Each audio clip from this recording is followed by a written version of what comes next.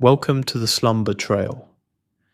Before we begin, take a moment to settle into a comfortable position, letting your body rest easily wherever you are listening.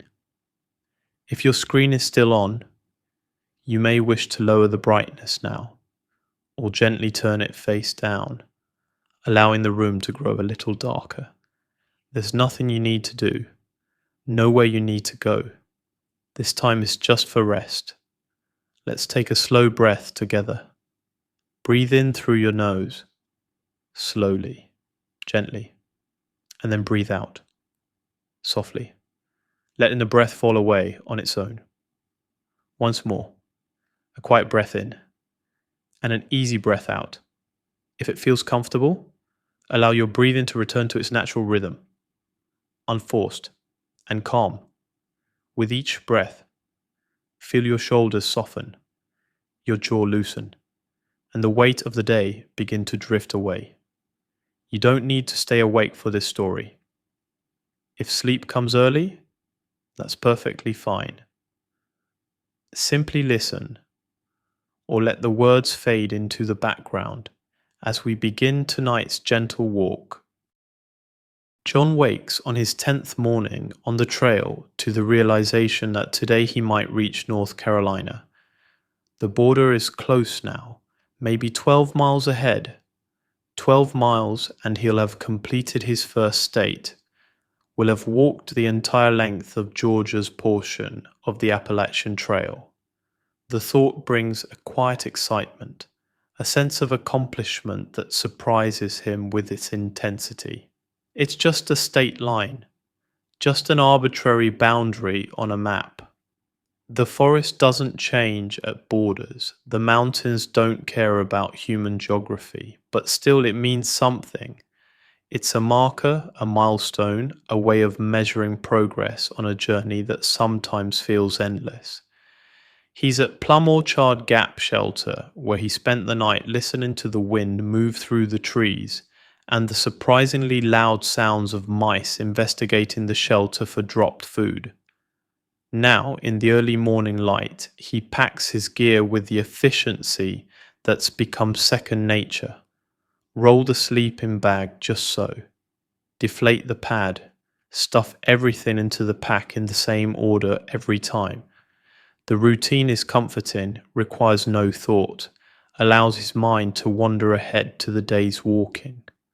The other hikers in the shelter are stirring. John recognizes most of them now, not just their faces, but their hiking styles, their morning routines, their preferred pace. There's Fast Eddie, who despite his trail name, isn't actually that fast but moves with relentless consistency. There's Songbird, a woman in her 40s who hums while she hikes, different songs for different terrain. There's Turtle, a young guy who got his trail name because he carries an absurdly heavy pack and moves slowly but never stops, never takes a 0 day, just grinds out the miles.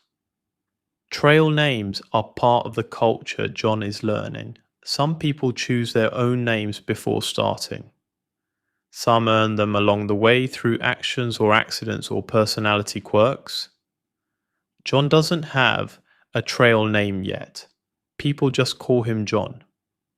He wonders if that will change, if some moment will come that defines him in the eyes of his fellow hikers, gives him a new identity for this trail self he's becoming.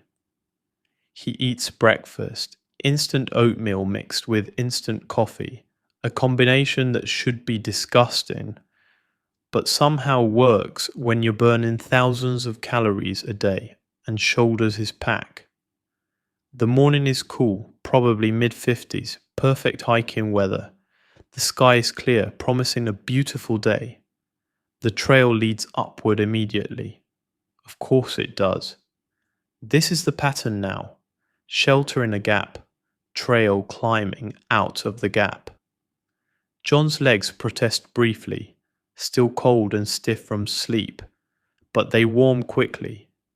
His body knows this motion now. His muscles have learned what's required of them. The forest is deeper into spring than it was even a few days ago. The change is rapid at this elevation, this time of year. Every day brings more green, more growth, more evidence of the world waking up. The trees are leafing out in earnest now, the canopy closing, the forest floor growing shadier. Wildflowers are everywhere, trillium violets, something yellow. John thinks might be trout lily, based on the picture in a trail guide he looked at in the last shelter. He climbs steadily, following the white blazes. The trail is rocky here, requiring attention, but John's feet have learned to read terrain. He places each step without conscious thought most of the time, his body navigating automatically while his mind drifts. He thinks about home, though home is becoming an abstract concept. His apartment in Charlotte feels like it belongs to someone else now, someone he used to be. His job, software development, sitting at a desk, staring at screens all day, feels like something from another lifetime. Even his friends' faces are becoming slightly blurry in his memory, though he's only been gone 10 days. The trail is his home now. This narrow path through the forest, these shelters and tent sites, these mountains that he climbs and descends and climbs again. Home is wherever he stops to sleep at night. Home is his sleeping bag and the few possessions in his pack. Home is measured in miles rather than rooms, in elevation gain rather than square footage. The morning passes in the timeless way that trail mornings do. John walks. The sun climbs. The forest wakes fully. Birds call and sing and declare their territories. Squirrels chatter warnings as he passes. Once a grouse explodes from the undergrowth beside the trail, startling him so badly he actually jumps, his heart hammering. The bird disappears into the forest, leaving only the rustle of disturbed leaves. Around mid-morning, John reaches Bly Gap. According to his guidebook, the North Carolina border is just ahead, maybe 2 miles. So close now. He can feel anticipation building, though he tries to temper it. It's just a state line. Just another day of walking. But still, the trail from Bly Gap is a gentle climb along a ridge. The walking is pleasant, the grade moderate. Through the trees to his left, John can see distant mountains, ridge after ridge fading into haze. Somewhere out there is North Carolina. Somewhere out there is the rest of his journey, Tennessee, Virginia, the long miles through the mid-Atlantic, New England, Maine. But for now, there's just this ridge, these trees, this moment. He passes a day hiker coming south, an older man with a small day pack and well-worn boots. They nod to each other, exchange brief good mornings. The man sees John's full pack, his lean face, his trail-worn appearance. "Through, hiker?" the man asks. "Hoping to be," John says. "The border's just ahead, maybe half a mile. There's a good view there." John thanks him and continues. Half a mile.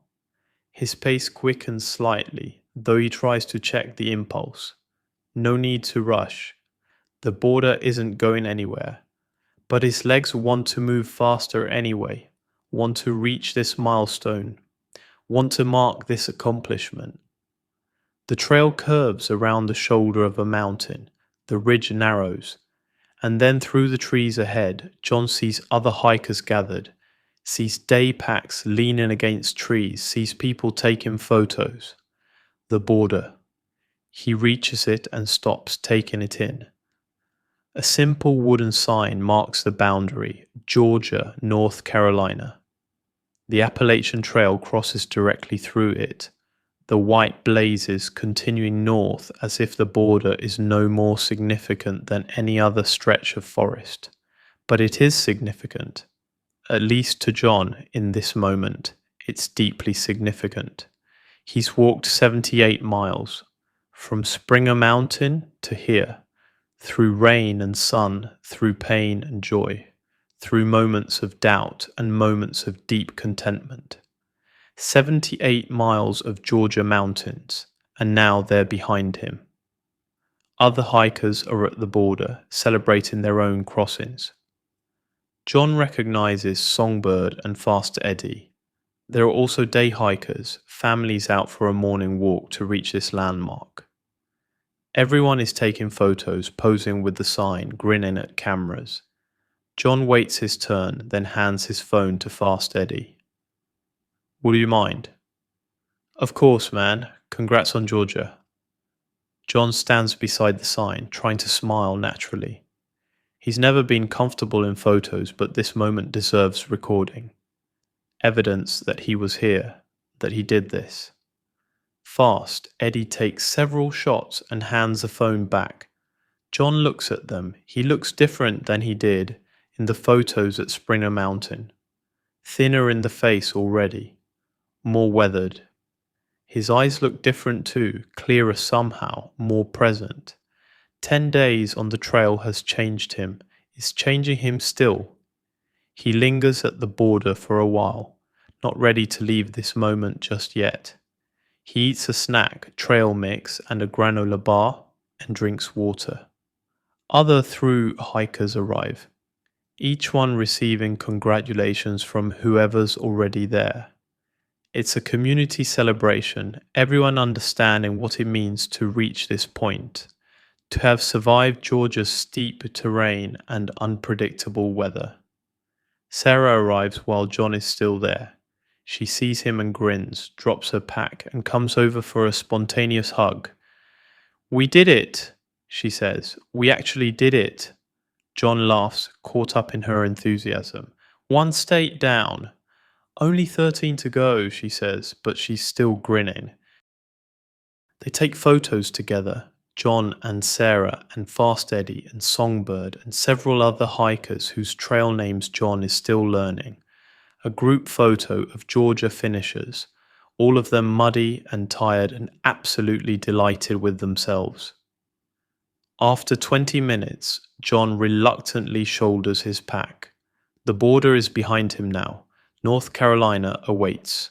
New mountains, new forests, new challenges. The trail continues as it always does, leading north. He takes one last look at the Georgia side of the sign, feeling an unexpected fondness for the state he's just walked through.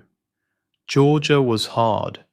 The climbs were relentless, the weather unpredictable, the weight of his pack almost unbearable at first. But Georgia taught him that he could do hard things, that his body was stronger than he thought, that discomfort was temporary and could be endured. Georgia was boot camp. Georgia was initiation. And now it's complete.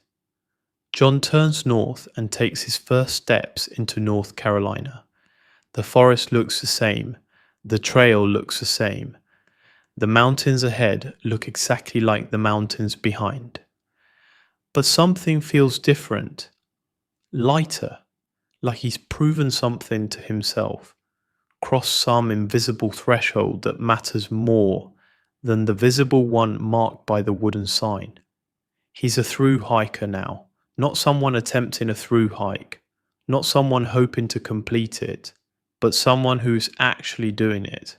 One state down, many more to go. But the first state is complete, and that's no small thing. The trail leads down from the border, descending into North Carolina proper. John follows the white blazes, his steps light despite the miles already behind him, despite the miles yet to come. Georgia is done. North Carolina has begun. The journey continues, one step and then another. Always north, always forward, always toward that distant mountain in Maine that waits patient and eternal at the trail's end.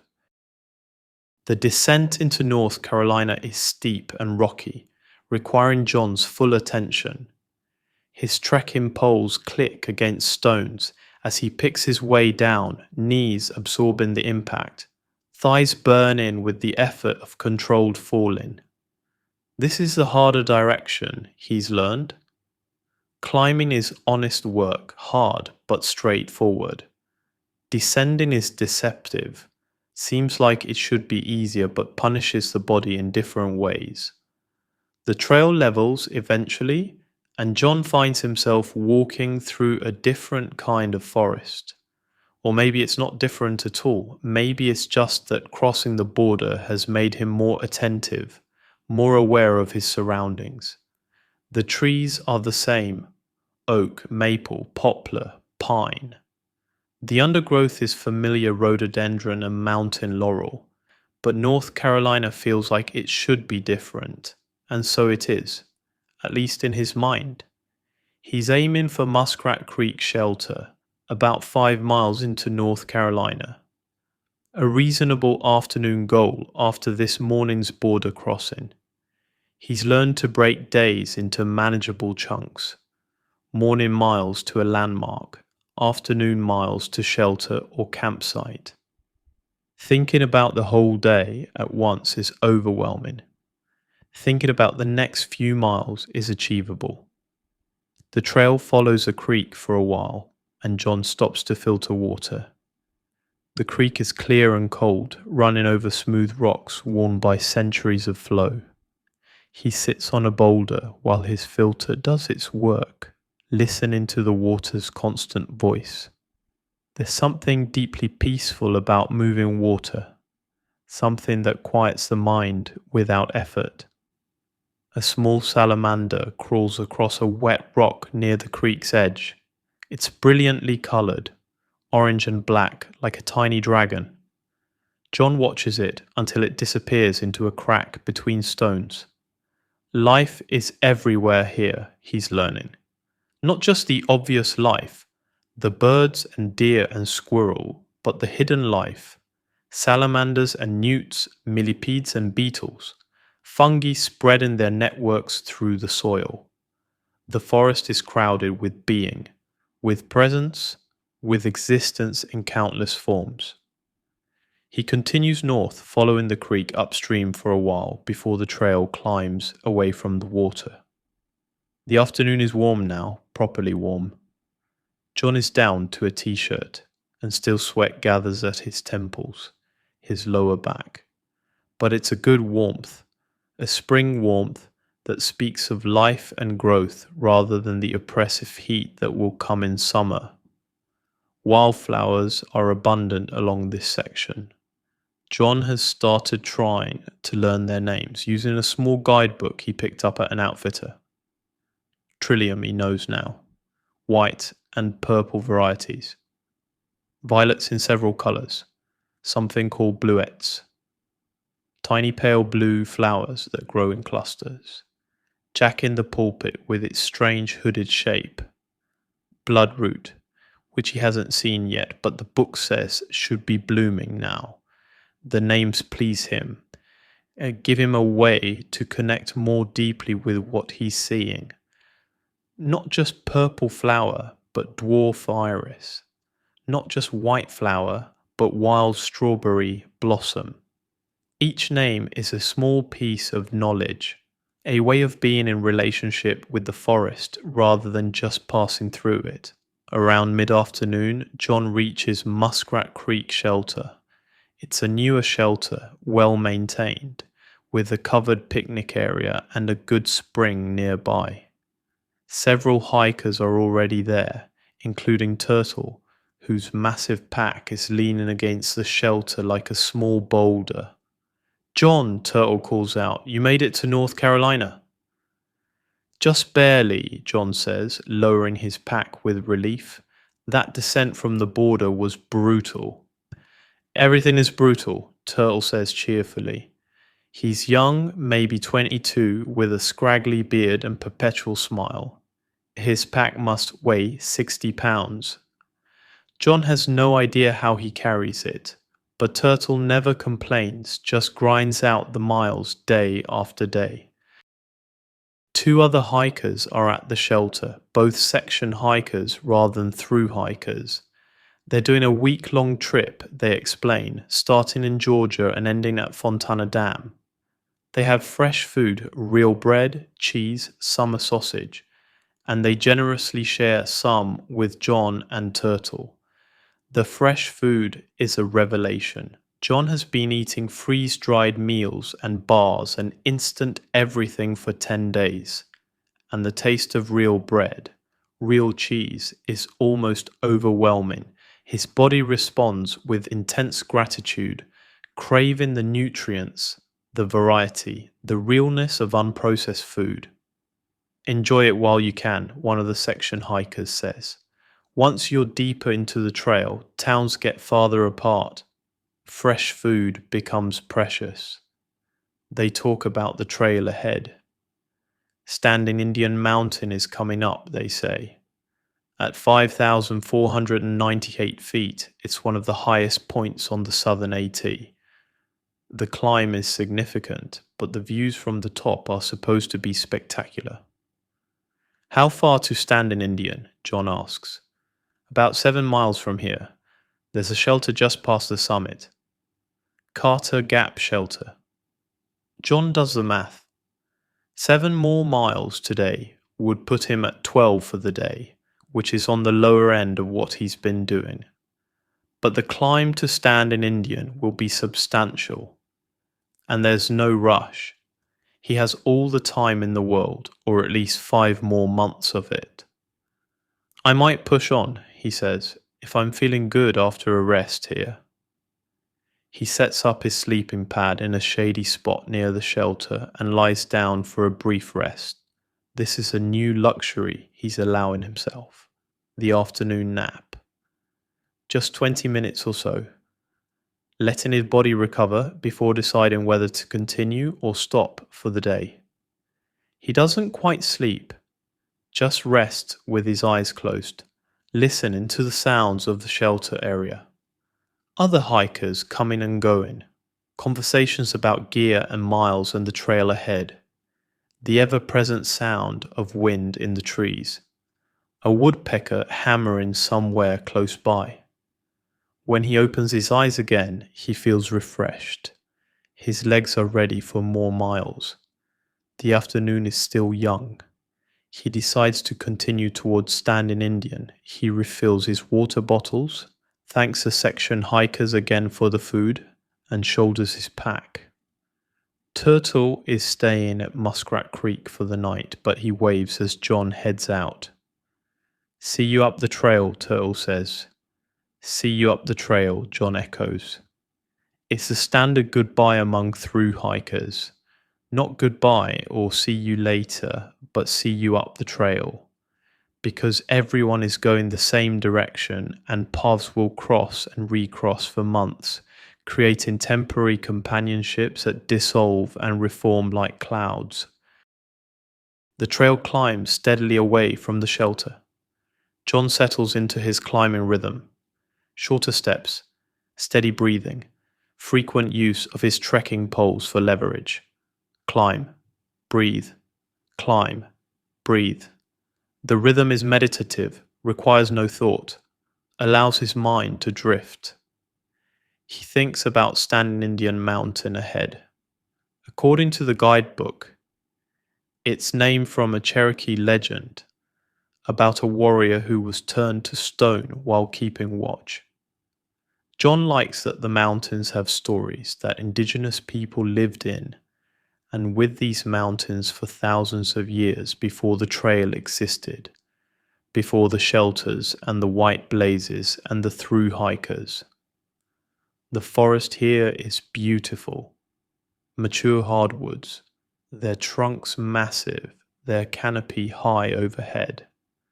The understory's open enough to see deep into the forest, and John imagines what it must have looked like before American chestnut blight, when those trees dominated the canopy.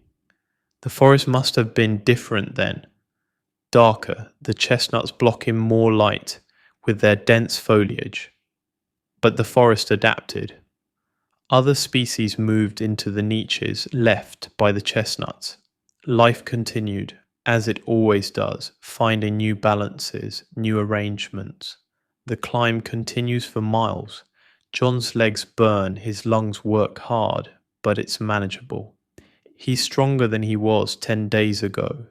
His body has adapted, is still adapting, becoming a more efficient machine for moving uphill with weight on his back. He passes a few day hikers heading down, their afternoon hike complete. They offer encouragement. You're almost there, though John has no idea how far there actually is. Distance on the trail is strange. A mile uphill can take 40 minutes. A mile on flat terrain can take 20. Time and distance don't relate the way they do in normal life. But eventually the trail levels. The trees thin slightly. And John realizes he's approaching the summit of Standing Indian Mountain. The top is partially wooded, but has several areas of exposed rock that offer views. John drops his pack and walks to the largest outcropping. The view opens up in front of him, and he catches his breath. Mountains, endless mountains, ridge after ridge rolling away in every direction, each one softer and bluer than the last until they fade into the distant sky. The late afternoon sun casts long shadows, emphasizes the three-dimensionality of the landscape. It's beautiful in a way that makes his chest ache, that reminds him why he's doing this. This view, this moment, this sense of having climbed to a place where the world reveals itself, where distance becomes visible, where perspective shifts. John sits on the warm rock and just looks. Other hikers come and go, taking photos, exclaiming over the view. But John stays, watching the light change as the sun moves towards the western horizon, watching shadows grow longer, watching the colors shift and deepen. He's on top of a mountain in North Carolina. He walked here from Georgia. He'll walk from here to Maine. The impossibility of it, the simple audacity of the plan, strikes him again. 2,000 miles, on foot, through mountains. But he's doing it. One mountain at a time, 1 mile at a time, one step at a time. And right now, sitting on this rock, with this view spread out before him, it feels not just possible, but inevitable. Of course he'll finish. Of course he'll reach Katahdin. How could he not, when walking is this simple, when beauty is this abundant, when each day brings moments like this one? The sun touches the western ridges. The light turns golden, then amber, then begins to fade toward dusk. John reluctantly stands, shoulders his pack, and continues a short distance to Carter Gap shelter. The shelter, when he reaches it, is nearly empty. Just one other hiker, an older man who introduces himself as weatherman and says little else. John goes through his evening routine, now so familiar it requires almost no thought. Set up sleeping area, filter water, cook dinner, eat, rest. As darkness falls and the day ends, John reflects on the significance of crossing into North Carolina, of climbing Standing Indian, of being here in this moment, on this trail, in this life he's chosen. 12 days ago he was someone else, someone who sat at a desk and stared at the screens and dreamed of something different. Now he's this person, this hiker, this walker of mountains. The transformation continues, one day at a time, 1 mile at a time. And tomorrow the trail will lead on, north through North Carolina, toward the Smokies, toward Tennessee, toward all the states and all the mountains and all the miles that wait ahead. John wakes to fog. Not rain, not mist, but proper fog, thick and white and silent. It fills the shelter like breath, obscures everything more than 20 feet away. The world has shrunk to this small space, this wooden structure, this circle of visibility. It's peaceful, the fog. Everything sounds muted, distant. Even the usual morning sounds of hikers packing up are softened, made gentle by the white air. John lies in his sleeping bag for a few extra minutes, watching the fog drift and swirl in no particular hurry to start the day. Weatherman is already up, moving quietly around the shelter, packing his gear with practiced efficiency. He's an experienced hiker, John can tell. His movements are economical, purposeful. His gear is minimal and well worn. He hikes his own hike, asks nothing from others, offers little conversation, but is pleasant enough when addressed. John eventually forces himself out of the warmth of his sleeping bag.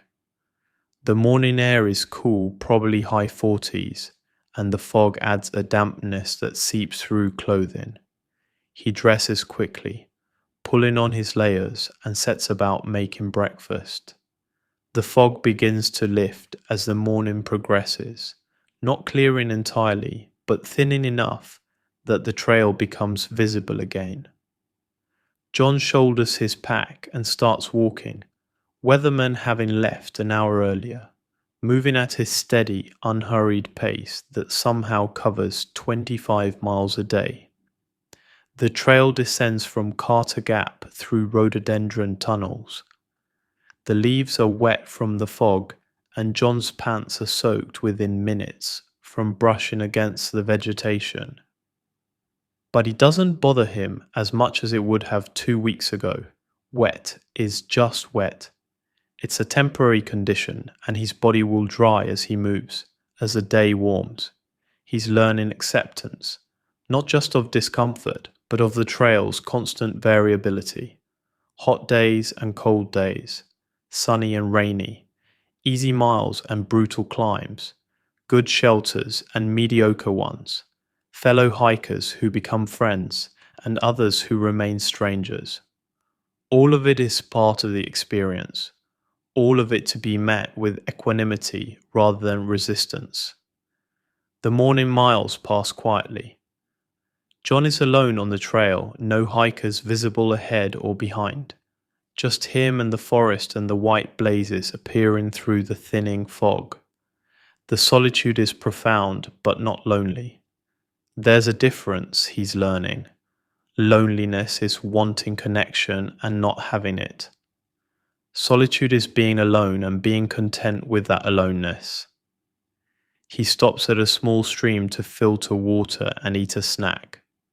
Sits on a fallen log and watches the water move over rocks, creating miniature rapids and pools. A water strider skates across a calm section, its feet dimpling the surface tension.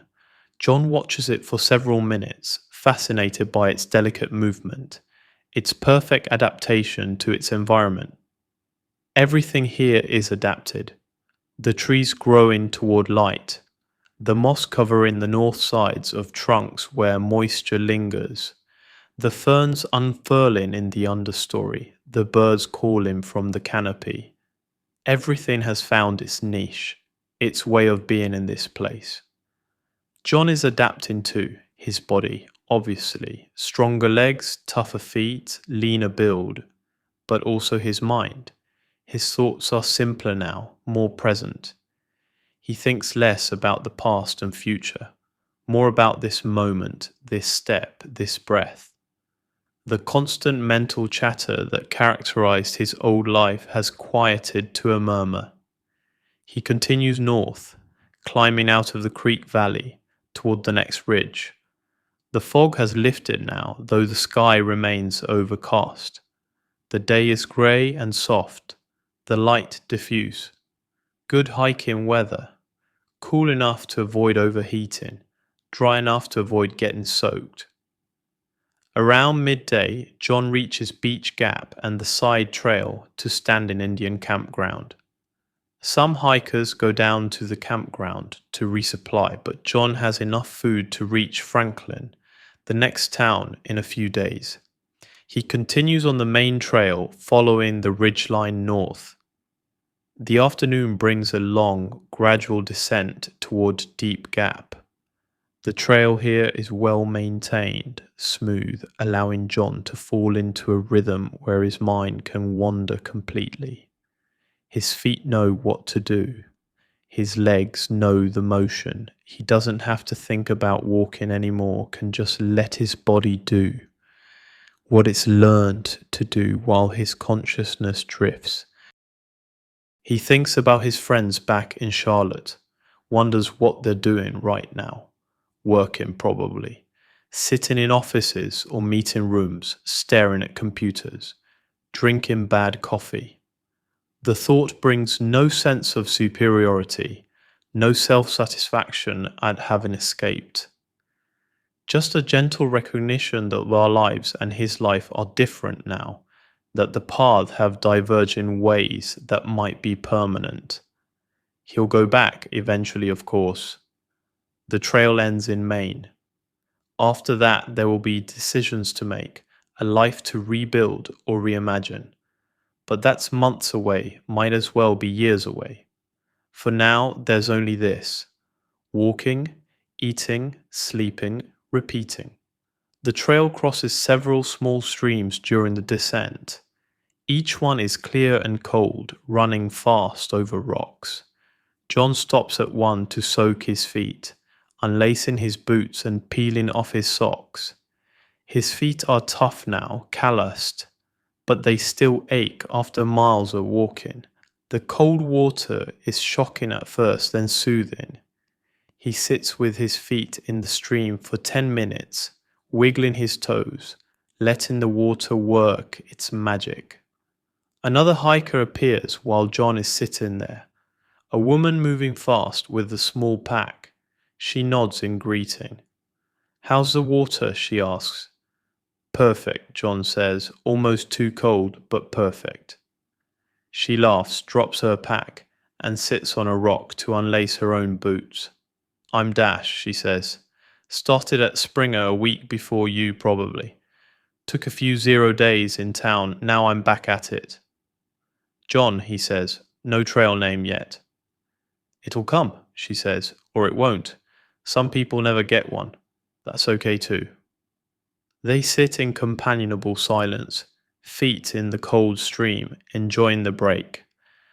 After a while, Dash pulls her feet out, dries them with a bandana, and puts her socks and boots back on.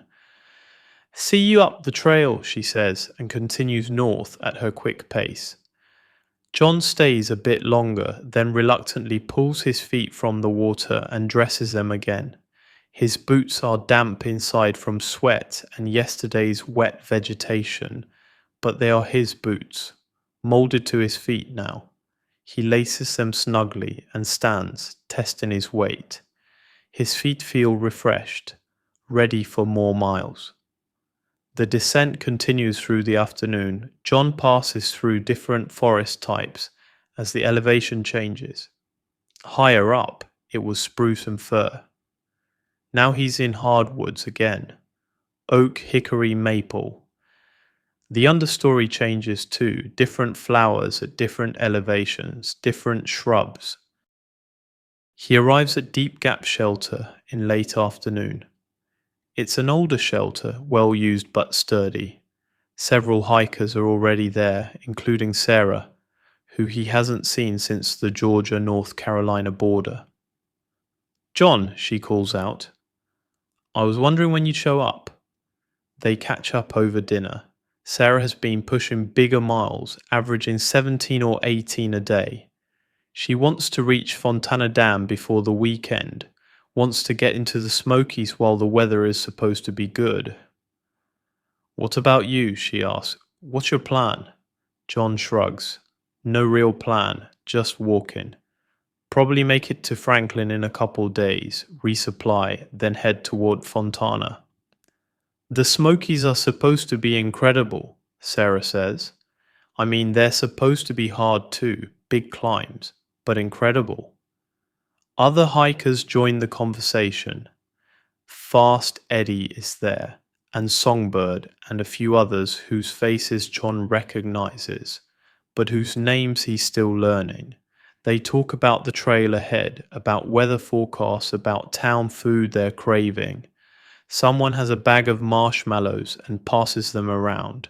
Someone else has hot chocolate mix and shares it. This is the trail community, John realizes. Not fixed or permanent, but fluid. People moving at different paces, coming together in shelters and towns, separating again, reconnecting miles or weeks later. Friendships that exist in this specific context, this bubble of trail life, but that feel real and meaningful despite their temporary nature. As darkness falls, the conversation quiets. People retreat to their sleeping bags. John lies on his back, looking up at the shelter ceiling, listening to the evening sounds. An owl calls from nearby. The wind picks up slightly, moving through the trees with that sound like distant water. He's been on the trail for 13 days now, almost 2 weeks. It feels simultaneously like forever and like no time at all. His whole life is fading, becoming dreamlike and unreal. This life, the trail life, is becoming his normal, his baseline, his reality. He thinks about the miles ahead, the Nantahala River crossing, Fontana Dam, the Smokies, Virginia's long miles, the mid-Atlantic states, New England, Maine. So much trail still to walk, but he's not daunted by it anymore. The trail will be what it will be. He'll walk it one day at a time, one step at a time, and eventually he'll reach the end. Or he won't. Either way, this experience, these days, these mountains, they're enough. They're more than enough. John closes his eyes and lets sleep come. His body is tired in the good way, the way that promises deep rest. His mind is quiet, content. Tomorrow will bring more trail, more miles, more moments. But tonight there's just this. The shelter, the darkness, the company of other hikers breathing in their sleep, and the vast forest standing watch around them. The rhythm of trail life has him now completely. Walk, eat, sleep, repeat. Simple and profound. Difficult and beautiful. Exactly what he came here to find, even if he didn't quite know what he was looking for when he started. The trail teaches if you're willing to learn, and John is learning day by day, mile by mile, step by step, learning patience, learning presence, learning that he's capable of more than he believed, that discomfort is temporary, that beauty is everywhere if you're paying attention. Sleep takes him gradually, his breathing slowing, his consciousness fading. And in his dreams, he walks through endless forests, over endless mountains, following white blazes that lead always north, always forward, always toward something he can't quite name but knows he needs to find. John wakes to birdsong. Not the scattered calls of individual birds, but a chorus, a symphony of different voices, all declaring the morning at once. Dawn in the forest is never silent, but some mornings are louder than others, more insistent, more alive. He lies still for a moment, listening, trying to identify the different songs. Cardinals, definitely, their sharp whistles are distinctive. Something that sounds like it's saying, "Drink your tea," over and over. The drumming of a woodpecker somewhere distant. A crow cawing harshly. And underneath it all, dozens of songs he doesn't know, can't identify, can only appreciate as part of the whole. The shelter is quiet despite the birdsong. Most of the hikers are still asleep, curled in their sleeping bags, not yet ready to face the day. But John's body has adjusted to trail time, asleep by 8 or 9, awake by 6 or earlier. It's a rhythm his body enjoys, feels natural, following after years of fighting against it with alarm clocks and late nights and caffeine. He dresses quietly, trying not to wake anyone, and steps out of the shelter into the morning, The air is cool and clean, dew covers everything, making the forest sparkle in the early light. John walks a short distance from the shelter to relieve himself, then stands for a moment just breathing, just being present to this morning, this moment, this life. Today he'll reach the Nantahala River, a major landmark. The trail descends from the mountains to cross the river at the Nantahala Outdoor Center, a popular spot for rafting and kayaking. There's an outfitter there, a restaurant, the possibility of real food and cold drinks. The thought makes John's mouth water.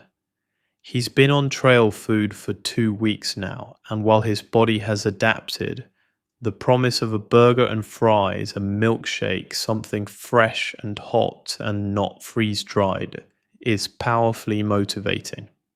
He makes breakfast, the usual instant oatmeal and coffee, and packs his gear. Other hikers are stirring now, going through their morning routines. Sarah's up, looking tired, but determined. Fast Eddie is already packed and ready to go. Big descent today, Eddie says to no one in particular. Something like 3,000 feet down to the river. My knees are already crying, Sarah says, but she's smiling. John shoulders his pack and starts north.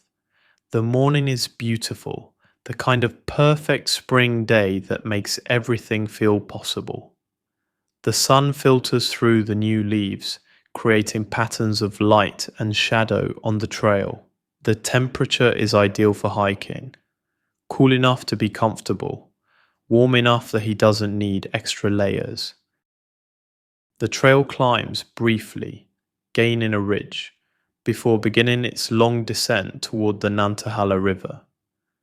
John's knees brace for the downhill. This is the challenge of descending. Gravity helps in one sense, but fights you in another.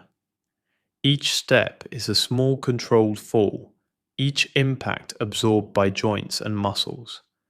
By the end of a big descent, his knees will be aching, his quads burning from the constant braking. But the descent is also beautiful. The trail switchbacks down the mountainside, offering glimpses through the trees of the valley below.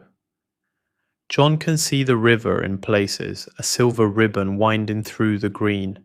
Somewhere down there is the Nantahala Outdoor Center, with its promise of comfort food and cold drinks. He descends steadily, not rushing.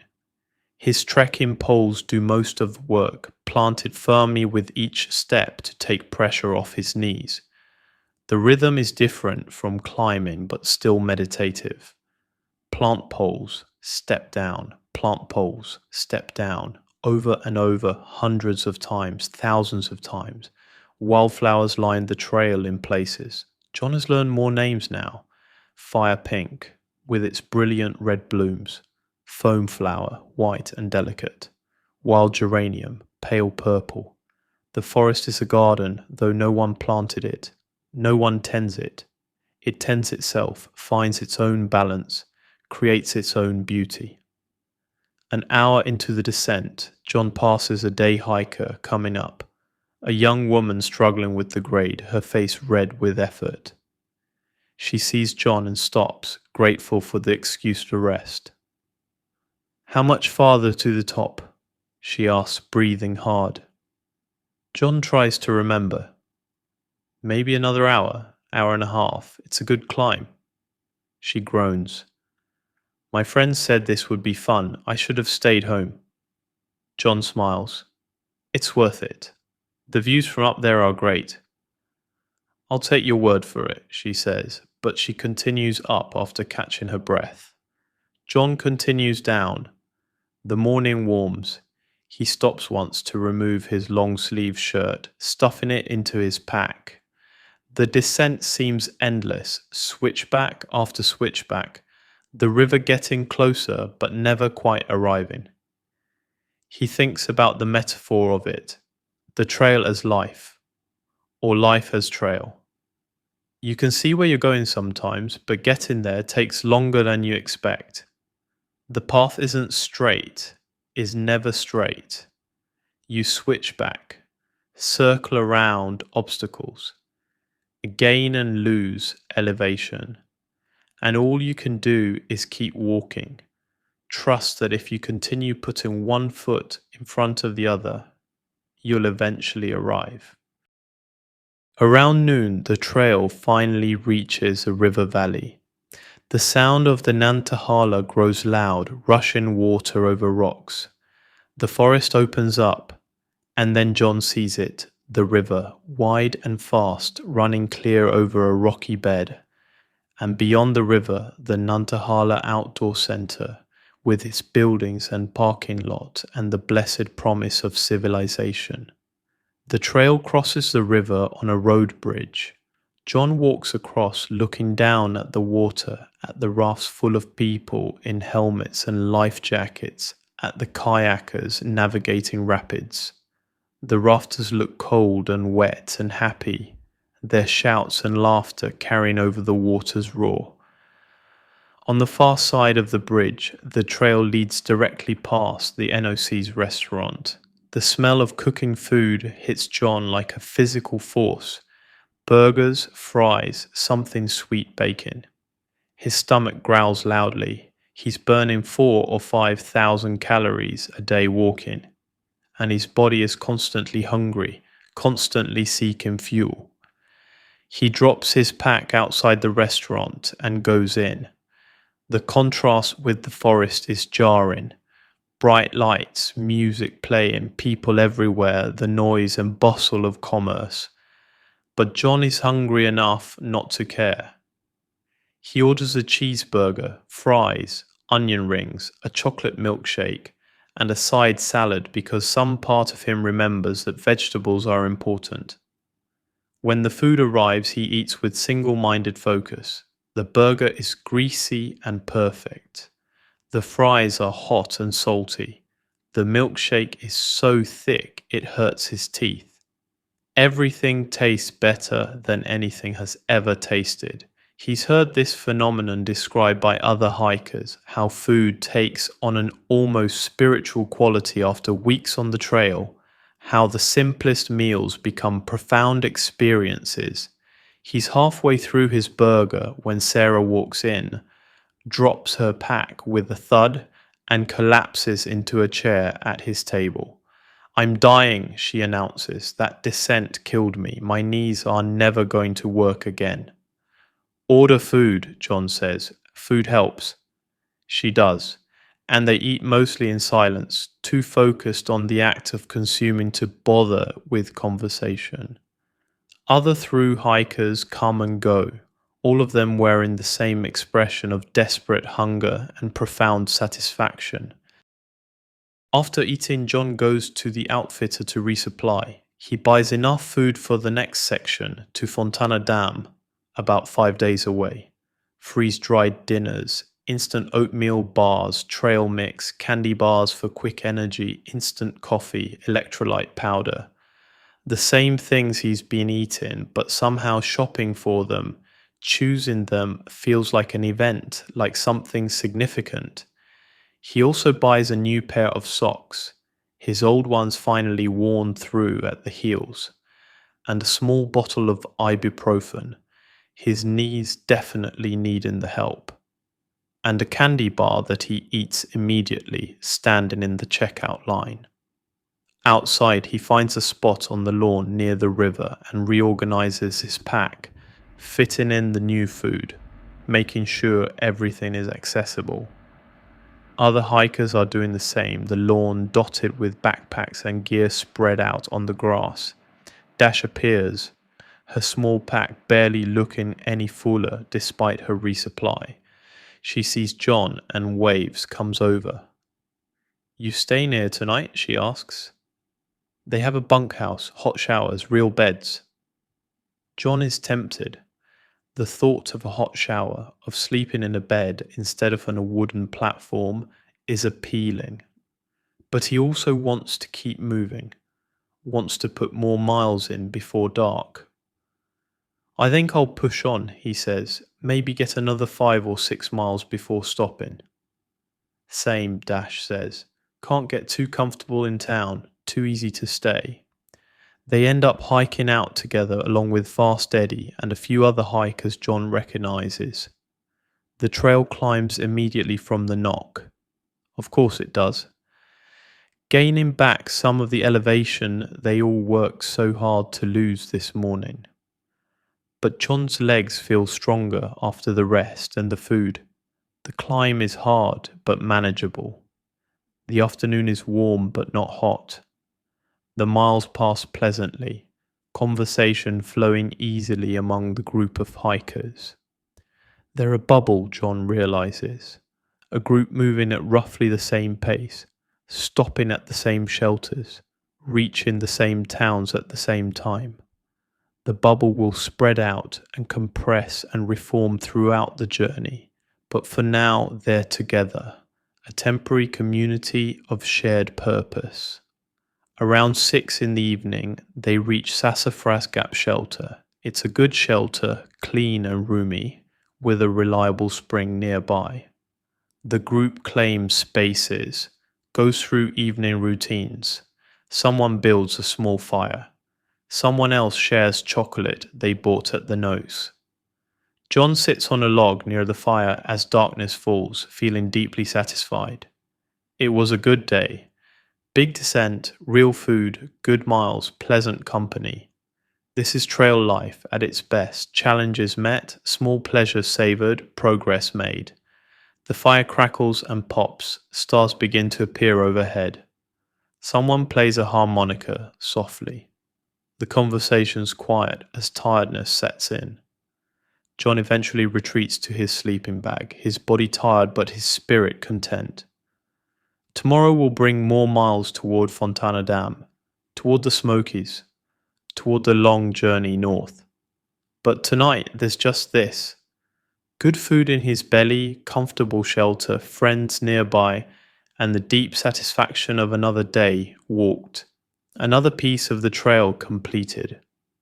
He closes his eyes and listens to the night sounds, the fire dying down, the creek nearby, the occasional rustle of small animals in the leaves, the breathing of other hikers settling into sleep.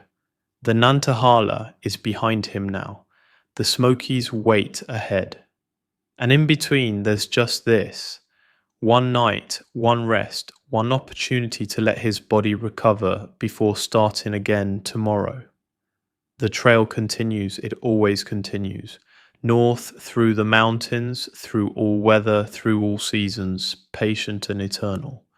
And John continues with it, one step at a time, one day at a time, walking his way slowly toward whatever waits at the end of this long, beautiful, difficult journey.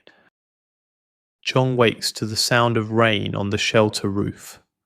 Again, not the heavy downpour of a few days ago, but steady rain, the kind that will last all day and soak everything despite rain gear and good intentions.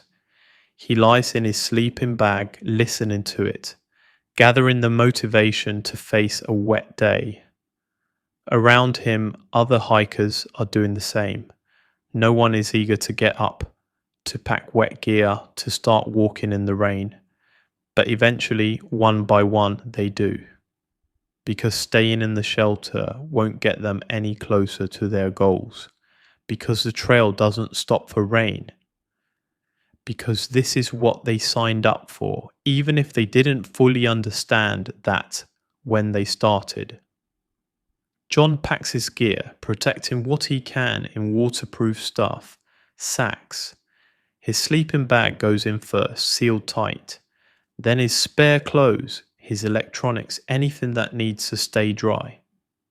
Everything else, tent, cook gear, the pack itself, will get wet. That's just how it is. He pulls on his rain jacket, covers his pack with its rain cover, and starts walking. Within minutes, water is running down his legs into his boots. Within an hour, he's soaked despite the rain gear, his body heat creating condensation inside his jacket, moisture finding every gap and seam. But there's something meditative about hiking in rain. John is discovering. The world narrows to just the trail ahead, visibility limited by the rain and mist. The sound of drops on leaves becomes a constant rhythm. There's nothing to do but walk, no decisions to make beyond following the white blazes north. The trail climbs steadily through the morning. John's breathing is heavy with the effort, steam rising from his body in the cool air. His legs pump steadily, mechanically, carrying him upward through the wet forest. He sees no one all morning. Every hiker is in their own bubble, moving at their own pace through the rain. John is alone with his thoughts, though his thoughts are slow and simple. Just the rain, just the walking, just the endless upward motion. Around midday, he reaches Chewa Bald, though he can see nothing of the view that's supposed to be there. Just grey mist, thick and impenetrable. He eats lunch quickly, a bar and some trail mix, not wanting to stop long enough to get cold, and continues. The afternoon brings a long ridge walk, the trail following the spine of the mountain. The rain lessens to drizzle, then stops entirely, though the forest continues to drip. Clouds hang low, obscuring the tops of trees, but there's a lightness in the air that suggests clearing weather ahead. John's spirits lift with the weather. Wet clothes are less miserable when the rain stops. His body heat starts to dry things from the inside out. By late afternoon, when he reaches Stikoa Gap, he's almost dry, or at least not actively dripping. At the gap, a road crosses the trail. A few cars are parked there, including a minivan with its side door open. Trail magic. An older couple has set up a folding table with snacks and drinks, sodas, chips, cookies, fruit. Help yourself, the man says. We're heading out soon, so take what you want. John gratefully accepts a Coke and a bag of chips. The sugar and salt hit his system like medicine. He sits on the curb, eating and drinking, chatting with the couple. They're not hikers themselves, they explain, just people who live nearby and like to help through hikers when they can.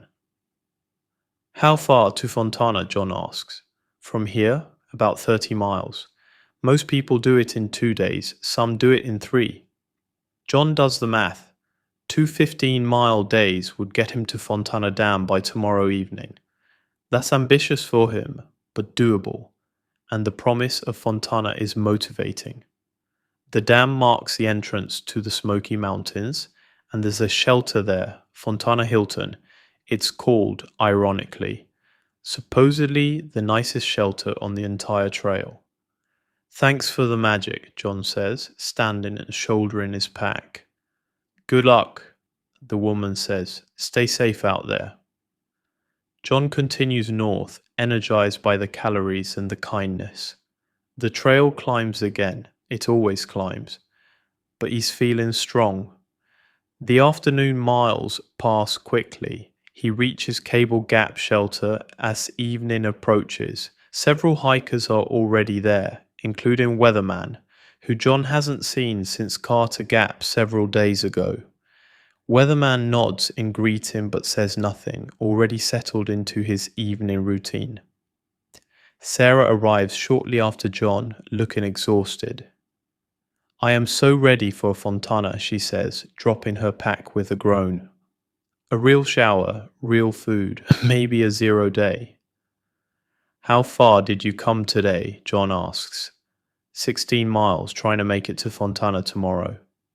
Same, John says. 15 miles tomorrow and we're there. Other hikers joined the conversation, everyone focused on the milestone ahead. Fontana represents the end of this section, the transition into a new phase. After Fontana comes the Smokies, 70 miles of protected wilderness, with mandatory shelter stays and different rules, and supposedly the hardest climbing on the entire trail. But that's tomorrow's concern. Tonight there's just this shelter, this evening, this gradual easing into rest. John goes through his routine: filter water from the nearby spring, cook dinner, eat, hang his food bag. The evening is cool but not cold. The sky is clearing, stars appearing in patches between clouds. He sits outside the shelter after dinner, wrapped in his fleece, looking up at the emerging stars. 17 days on the trail now, over 100 miles walked. Georgia complete, North Carolina nearly complete. His body has transformed. He can feel the difference in his legs, his core, his shoulders. Lean muscle replacing the softer tissue of his old sedentary life.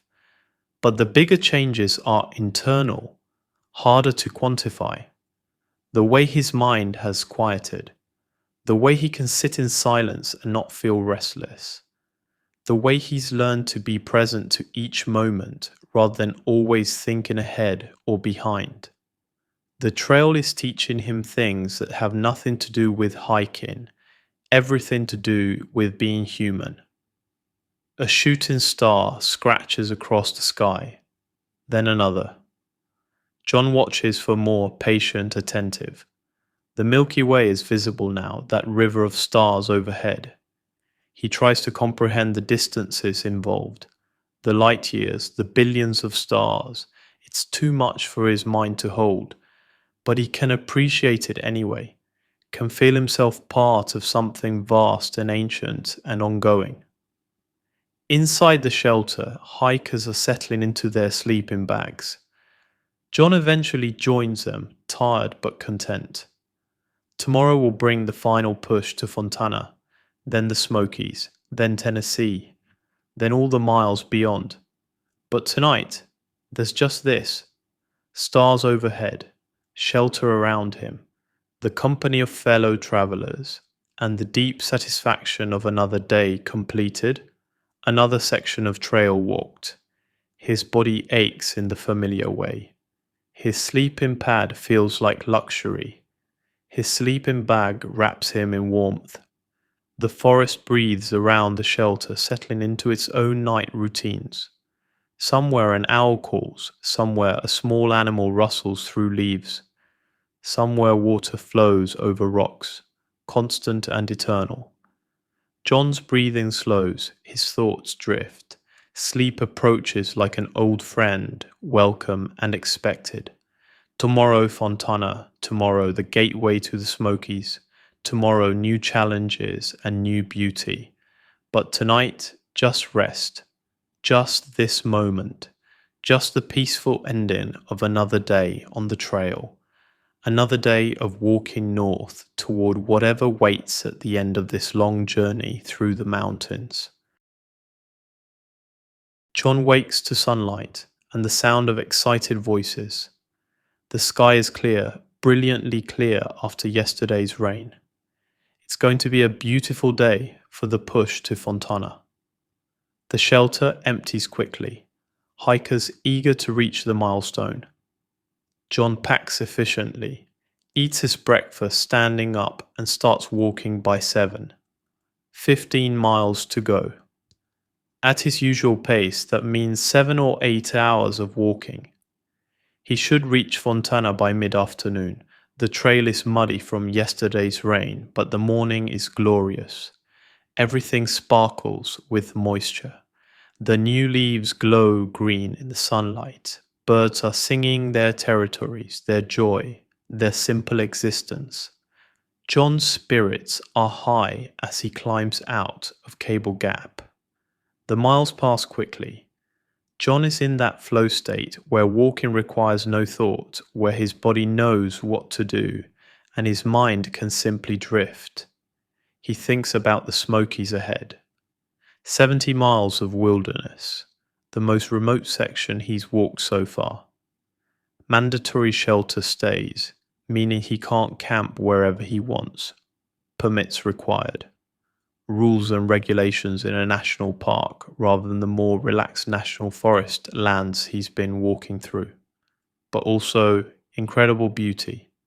the most visited national park in the country, ancient forests, highballs, wildlife, black bears, deer, wild turkeys, the southern Appalachians at their finest. He's nervous and excited in equal measure. The Smokies will be a test, a proving ground. If he can make it through the Smokies, he can make it anywhere on the trail. Around mid-morning, John catches up to Fast Eddie, who stopped at a small stream to filter water. "Big day," Eddie says, "ready for Fontana?" "More than ready," John says. "You?" "Can't wait. I'm going to eat everything at the marina store, everything." They hike together for a while, their paces matching. The conversation is easy, comfortable. They talk about gear, about the trail ahead, about nothing in particular. The miles pass pleasantly with company. The trail descends gradually through the late morning, losing elevation as it approaches Fontana Lake. John can sense the descent, can feel gravity helping rather than fighting. His knees are grateful for the easier grade. Around noon, they stop for lunch at a scenic overlook.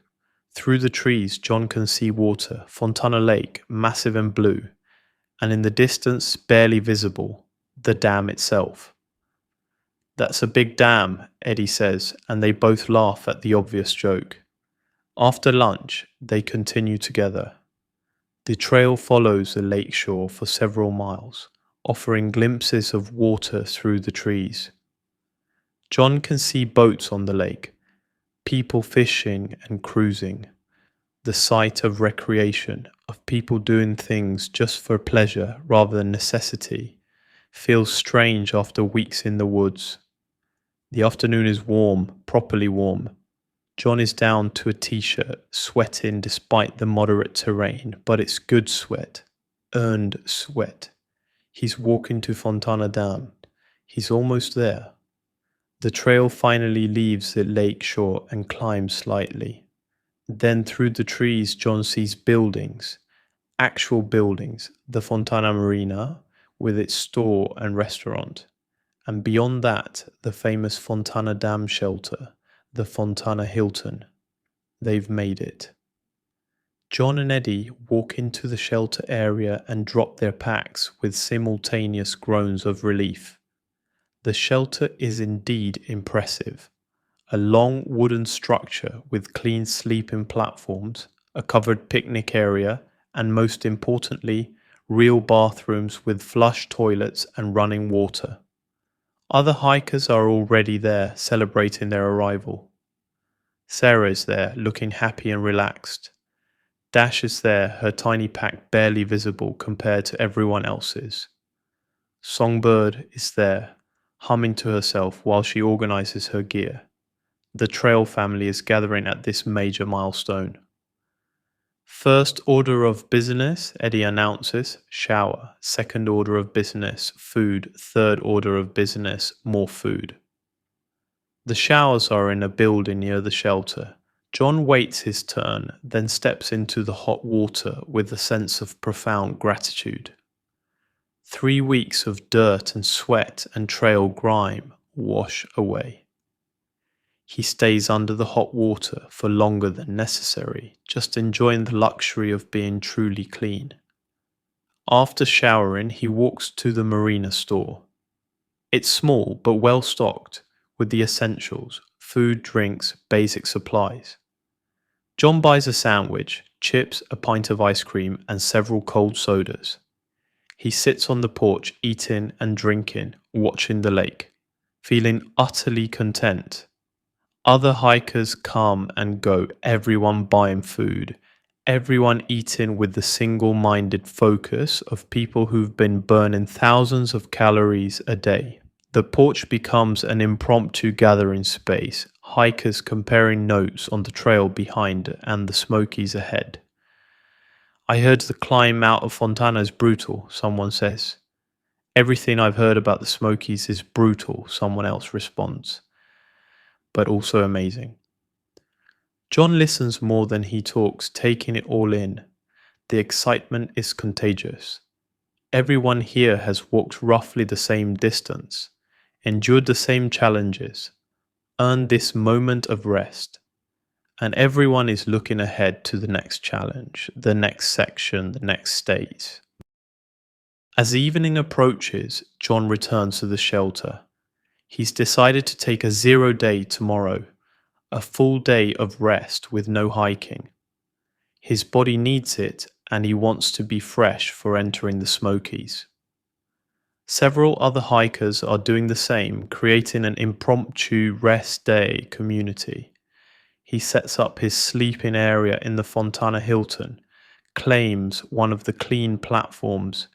The shelter is filling up. It can hold 30 people, and it looks like it might be close to full tonight.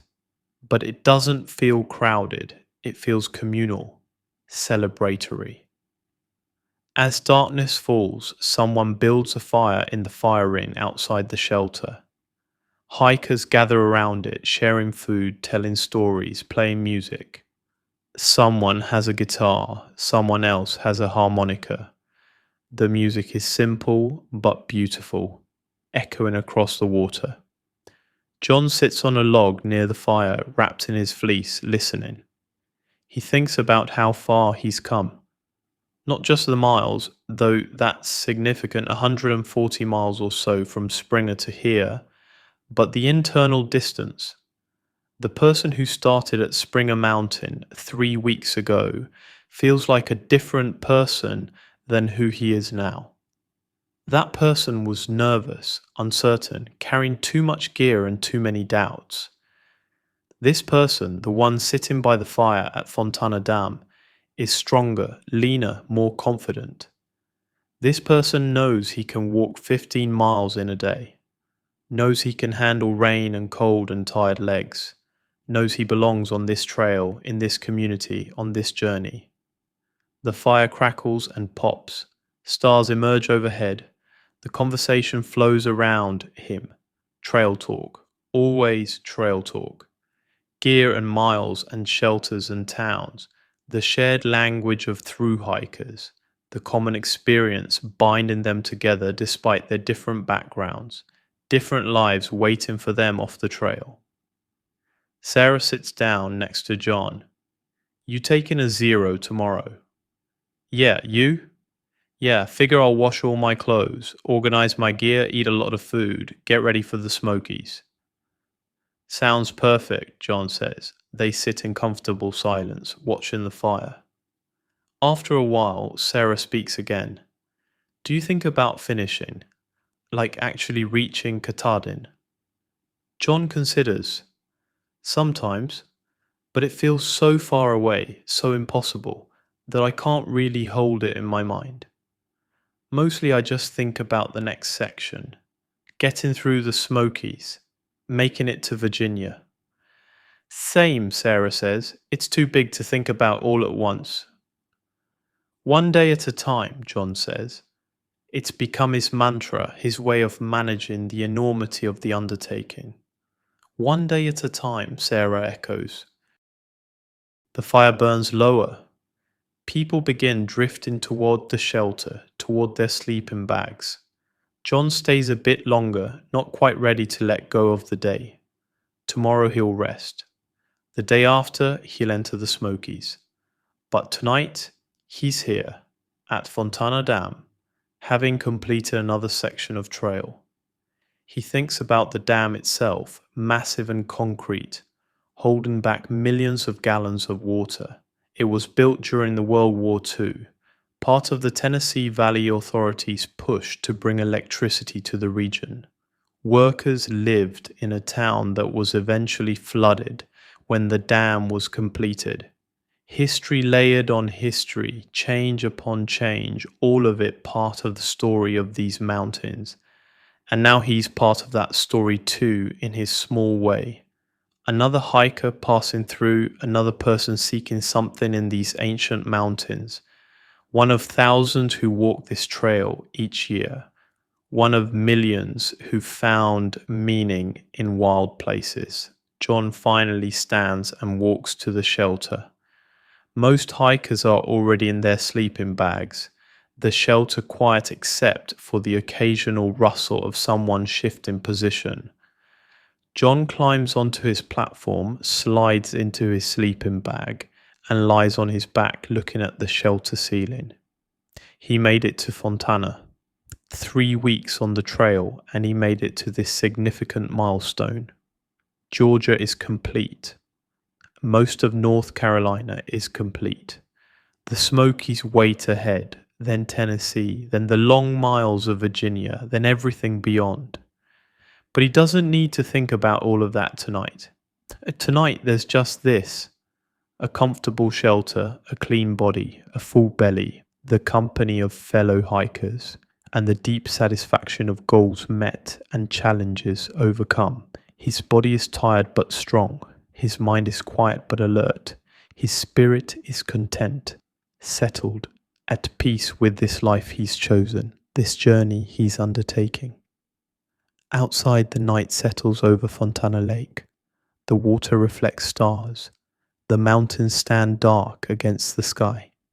The forest breathes and rustles and lives its ancient life, indifferent to human concerns, eternal and patient.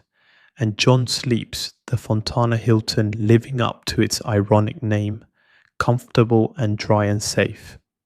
Tomorrow he'll rest. The day after he'll walk into the Smokies, into new challenges and new beauty. But tonight there's just this perfect moment of completion, of transition, of being exactly where he needs to be. The trail has brought him here. The trail will carry him forward, and he's ready as anyone can be for whatever comes next. One day at a time, 1 mile at a time, one step at a time, always north, always forward, always walking.